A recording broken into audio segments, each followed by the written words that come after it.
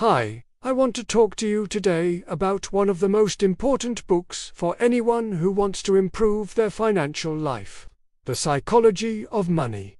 Unlike most books about money, this one doesn't just talk about spreadsheets, investments, or magic formulas. It talks about behavior. Because, according to Morgan Housel, financial success doesn't depend as much on what you know, but on how you behave. Right at the beginning of the book, he says that making money has little to do with intelligence and a lot to do with behavior. And that changes everything. Because behavior is something anyone can work on, regardless of their education level. One of the strongest ideas in the book is that each person makes financial decisions based on their own life experience. The author explains that no one is crazy when it comes to money. People just act based on what they've lived through. Someone who grew up amidst economic crises might be extremely conservative. Someone who lived through years of prosperity might take more risks. And both believe they are right. Another striking phrase from the book says that wealth is what you don't see.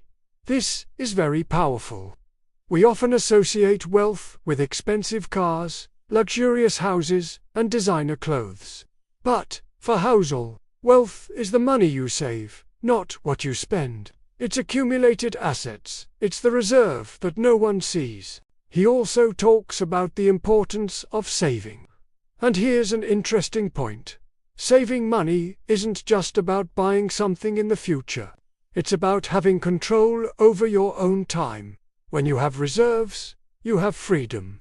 Freedom to say no, to change jobs, to start something new. Another essential concept in the book is the power of compound interest. Housel uses the example of investors who got rich not just because they were geniuses, but because they gave money time. He shows that consistency over decades is more important than big hits. Small, intelligent decisions, repeated over a long time, generate extraordinary results. The author also talks a lot about risk. He explains that financial success requires accepting uncertainty. There is no investment without risk. The secret is not to eliminate risk, but to learn to live with it without panicking. And here's another important point: controlling emotions. The market goes up and down. Crises happen. Those who build long-term wealth are not those who always get it right, but those who manage to stay firm, even in difficult times. Housel emphasizes that it's more important to be reasonable than to be brilliant. Many people go broke financially not due to lack of knowledge, but due to overconfidence.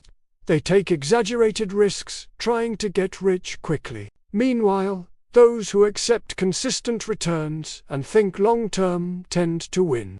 One of the ideas that helps most in practice is understanding that you don't need to impress anyone. Many bad financial decisions are made to show status. Buying something to appear rich can actually delay the building of true wealth. This book helps because it changes your mindset. It teaches that getting rich is more about discipline than about a high salary, more about patience than about luck, more about emotional control than about market forecasting. After reading The Psychology of Money, you start to think differently. You start to value an emergency fund. You begin to respect time as an ally. You understand that getting rich slowly is much safer than trying to get rich quickly. Ultimately, the book shows that money is a tool to build freedom, security, and tranquility, not just to consume.